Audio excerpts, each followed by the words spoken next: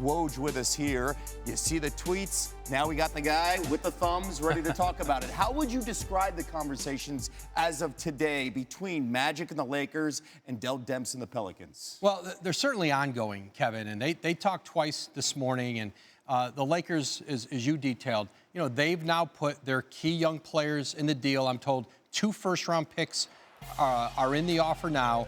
And what New Orleans is trying to do here is measure what the Lakers may offer by the Thursday deadline against what else could be out there for them, in the summertime, and obviously what else is coming in the marketplace now. But the Lakers are doing what they have to do to try to get it, Davis, and that's offer their best young players. And at this point, 2 picks and the salary cap relief, taking on potentially the rest of Solomon Hill's contract and starting to clean up New Orleans' financial books. Okay, now, aside from the Lakers, this list here, let's talk about it.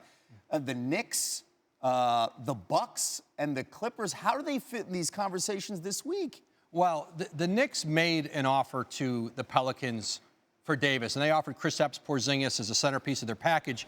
New Orleans said no, and they moved on. They ended up trading him to Dallas, obviously. They're not in a position to do a deal right now. They might be in the spring if they get the number 1 pick. They got a 12.5% chance of getting that if they're one of the worst teams. But the Bucks and Clippers, certainly are both teams, the Bucks, best team in the East, Clippers, potential, a potential team in the West that could be real active in free agency this summer. But neither team right now has a pathway, has the kind of assets needed to do a deal for Anthony Davis. The focus for Rich Paul, his agent, and for Davis is still, getting to the Lakers here in the short term. But the door is open elsewhere except for Boston. You mentioned short term except for Boston because they are playing the long game now. They're not on this list. How does that impact the Celtics' interest and this pursuit for Davis? Well, Boston's interest has been undeterred by where they have told they fit in Anthony Davis's mind. And they can't trade for him until technically July 1. They could certainly get involved in talks after the season.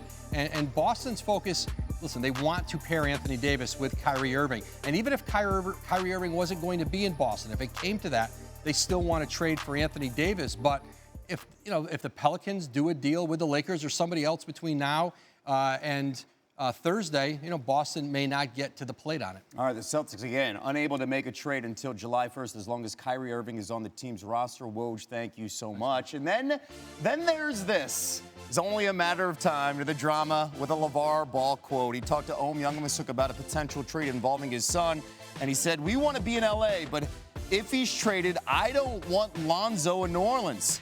Phoenix is the best fit for him, and I'm going to speak it into existence." But of course, KO. Yeah, great.